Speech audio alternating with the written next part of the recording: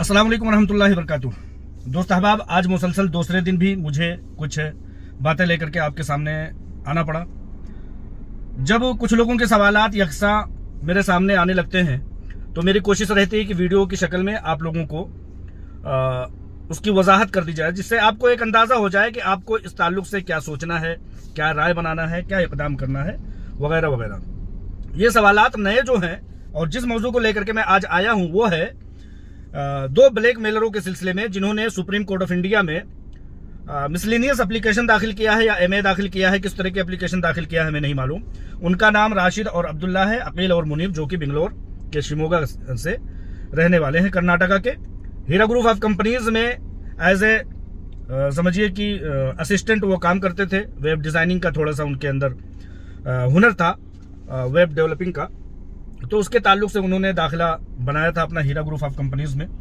बाद में उन लोगों की डकैती, उन लोगों की बेईमानी, उन लोगों की जमीन माफियाओं से, हीरा ग्रुप ऑफ कंपनीज के दुश्मन जो जमीन माफिया हैं उनसे मिलने की, आलमा डॉक्टर नोहेरा शेख साहिबा के घरों से खुफिया दस्तावेजात चुराने की, वहां के कारकुनान, वहां के वर्कर्स से मुख्तलिफ तरह के वीडियोज और अंदरूनी घरों के अंदरूनी खाना के वीडियोस निकालने के ये मुजरिम जिन्हें हीरा ग्रुप ऑफ कंपनीज ने निकाल दिया गया।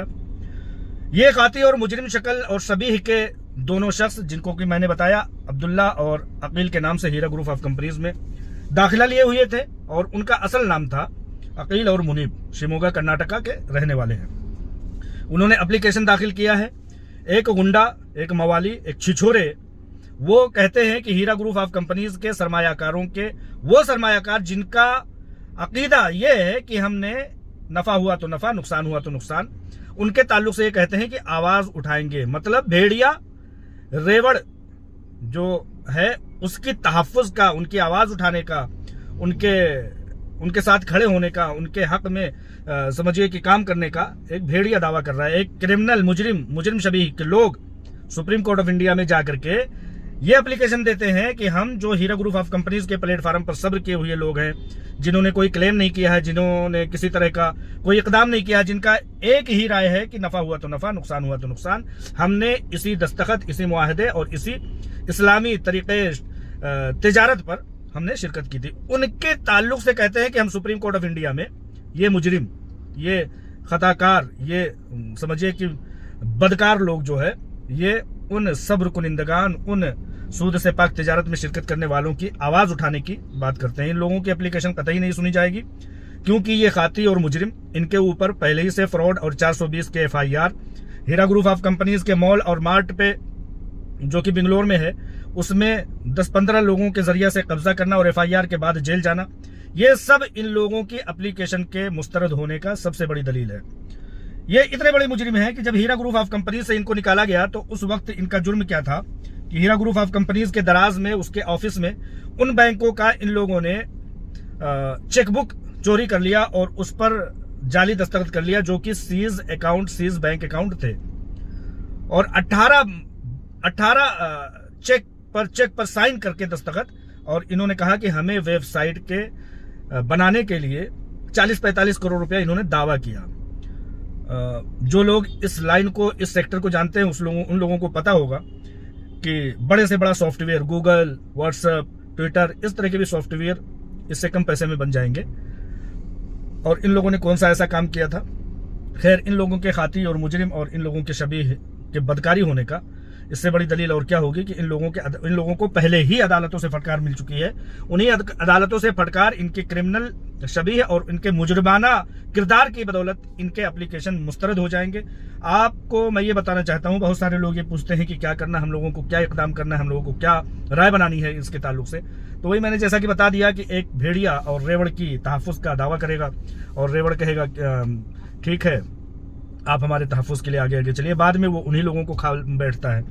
तो वो इस तरह का मामला है। इन लोगों की एक नई ताज़ी, एक और जो आम पब्लिक में इन लोगों के आकिल राशिद और अकील मुनीब जो हैं, शिमोगा के कर्नाटका के रहने वाले, इन लोगों की एक बदकारी का एक छोटा सा नमूना आप लोगों को और भी तरोताज़ा है बता देना चाहता हूँ। हीरा ग्रुप ऑफ कंपनीज, आप लोग जानते हैं कि आलमा डॉक्टर नोहेरा शेख साहिबा अपनी रहम दिली से बहुत मशहूर हुआ करती हैं। एक बेवा आती है हीरा ग्रुप ऑफ कंपनीज के दफातर में या उनके घरों में और कहती हैं कि हमारे गुजराने ज़िंदगी का हमारे पास कोई बंदोबस्त नहीं है, हमारा शौहर नहीं रहा, हमारे बच्चे हैं, उनकी पढ़ाई, उनके इंतज़ाम और इंसराम के लिए। नौ उम्र बेवा थी, अभी बहुत ज़्यादा उम्र नहीं हुई थी। ये जो शिमोगा के ये आकिल राशिद और ये हरामी सिफत के ये बदतमीज़ हैं, इन लोगों ने उस बेवा को जिसकी की रोज़ी रोटी बेहतर चल रही थी उसका मिसयूज़ किया, उससे निकाह करने का, उससे शादी करने का इन लोगों ने झांसा दिया और उससे बहुत सारे डॉक्यूमेंट निकलवाए अंदर घर से, और एक राज जो मतलब घरों के अंदर होते हैं, जहां तक आम लोगों की रसाई नहीं होती, वहां से इन लोगों ने रसाई हासिल की। उस खातून से ये झांसा दे करके, ये अकील और मुनीब, राशिद और अब्दुल्ला की कहानी में बता रहा हूँ, जो ये कहते हैं कि हम जो है सब्र कुनिंदा अफराद के मतलब मामलात का तहफ़्फ़ुज़ करेंगे और सुप्रीम कोर्ट पहुंचेंगे। उस खातून को ये लोग झांसा देते हैं शादी विवाह का, और उससे अंदरूने खाना, उससे अंदरूने घर के तमाम मामलात के वीडियोस बनवाते हैं, एक एक कमरे के एक मतलब चप्पे चप्पे का वीडियोस बनवाते हैं, यहाँ तक कि ख्वातीन की वीडियोस बनवाते हैं और बहुत भद्दी भद्दी फोटोज निकालते हैं। और आखिरकार यही होता है कि जब ये लोग पकड़े जाते हैं, इन लोगों की बदकारी, इन लोगों की अय्यारी, इन लोगों की मक्कारी जब पकड़ में आती है, तो वो खातून बेचारी भी पकड़ में आती है, जो कि लालच में आ चुकी होती है। जाहिर सी बात है, जो इतनी बड़ी गद्दारी करेगा, आप उसको घर में पनाह देते हैं, उसके बच्चों के मुस्तकबिल के लिए, उनकी तालीम के लिए, उनके अखराजात के लिए, अब तो नहीं रख सकेंगे ना। इन हरामियों ने उस खातून तक को निकलवा दिया, और अपना जो अंजाम हुआ, जेल गए, FIR हुआ, करोड़ रुपए का ख्वाब देखने वाले ये बदतमीज ने अपने साथ साथ उस बेवा खातून की भी जिंदगी मलिया मेट कर दी।